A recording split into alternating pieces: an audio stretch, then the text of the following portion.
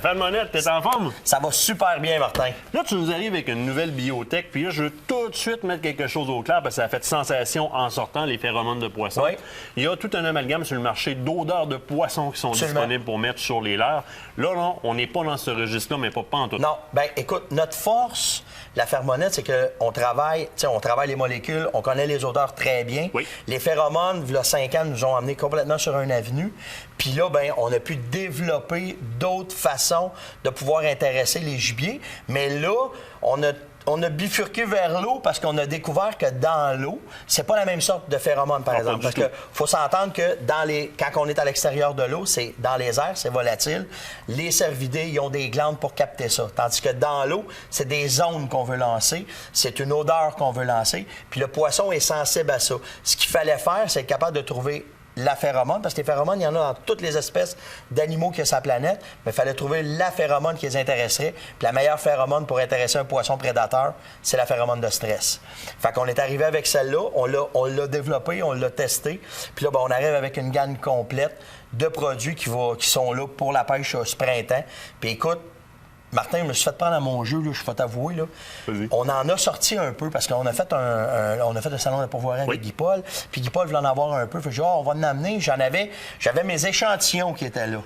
En une journée, les échantillons, on est obligé de les vendre parce que les gens voulaient en avoir. Mais ce qu'on a vendu déjà, on a déjà des répercussions. Je n'avais pas pensé aux gars à pêche à la glace. Ben oui. Puis les gars à pêche à la glace, écoute, sur le doré, c'est malade. Les gars qui font de la truite, c'est malade. Puis en plus, ce qu'on est content, c'est qu'on sait que le poisson en dessous de la glace, il est au ralenti à cause du froid. Fait que là, déjà que c'est efficace. Puis on savait que ça ferait ça parce que quand on a fait les tests, on a voulu amener une nouvelle dimension à la pêche qui n'existait pas. Parce que c'est facile de dire à quelqu'un, mettez ça sur votre ligne, pêchez, ça mord, ça va marcher. Il y en a plein sur le marché. Mais ça, il y en a plein de ça. Puis ce qui a fait la différence de la fermonette dans ce qu'on fait, c'est qu'on le montre aux gens. Fait qu'on s'est équipé de caméras sous-marines, puis on a pêché avec des caméras sous-marines.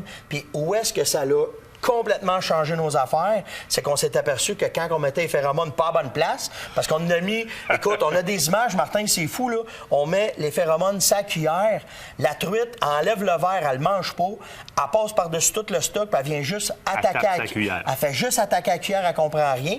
Puis là, quand on a vu ces images-là, on s'est dit, tu penserais-tu que si on la mettrait juste sur un hameçon, elle viendrait attaquer l'hameçon? Ben oui, c'est ça qui arrive. Pas de verre, pas d'appât. Pas de verre, pas rien. On a la cuillère, qu'on a une cuillère neuve, on a complètement enlevé les phéromones dessus, avec un mot de monofilament. On a mis un hameçon tout seul, phéromone dessus. Puis là, t'avoues très, très bien, les images le montrent bien. Là. Tu vois, la truite, elle revient. Puis à un moment donné, elle vient assez tannée qu'elle comprend pas. Elle enlève l'hameçon, puis là, bon, on l'attrape. Fait qu'on l'attrape sur un hameçon complètement dénudé, pas d'appât, rien. Fait que là, on s'est dit, OK, là, on a vraiment de quoi, là, tu sais. Fait que là, ben, on a continué à travailler les odeurs, à amener un produit, parce que quand on commence à faire des études, c'est dispendieux, le produit est très dispendieux, fait qu'on a réussi à l'amener pour le commun des pêcheurs, puis là, bon, on arrive avec ça ce printemps. C'est qu'il n'y a tellement pas de données disponibles sur le marché. Tu sais que j'ai eu, moi, à faire ces recherches-là. Ben, tu nous as aidé beaucoup là-dedans. Dans il y a des affaires que tu nous as aidé. L'importation de poissons marins, où est-ce qu'on avait énormément de pertes parce que les poissons arrivaient à moitié morts, puis il fallait trouver une façon de les nourrir, de les stimuler pour manger. Puis là où est-ce qu'on est complètement différent avec un produit comme celui-là, c'est que, par exemple, on pêchait beaucoup dans le passé avec de la proie vivante, avec du méné, etc. Lorsqu'on blessait un méné avec un hameçon, ça projetait une phéromone de stress dans l'eau. Aujourd'hui, on ne peut plus faire ça dans la grande majorité des plans d'eau. Ça répond exactement à la même chose. On vient carrément émettre... Le poisson qui est blessé ou le poisson qui bouge, il y a un phénomène dans l'eau qu'on appelle la bioélectrogénèse, qui est soit par une molécule ou encore par une onde qui est envoyée, qui est perceptible par un prédateur. Et une truite, c'est un prédateur. Une truite, écoute, c'est le meilleur exemple qu'on peut donner. Alors là, ce qu'on fait, c'est qu'on émet exactement la même chose qu'un poisson qui serait blessé dans l'eau. La même chose que si on aurait un méné fraîchement blessé, qu'on envoie ça là. C'est de là que vient le fait que ça aille bien dans l'eau et que le poisson vienne mordre directement. Exactement. Puis là, quand on a poussé plus les recherches, c'est que, OK, au début, on s'est attaqué à la truite. Le doré, ça a super bien été. Puis là, on a changé les variantes.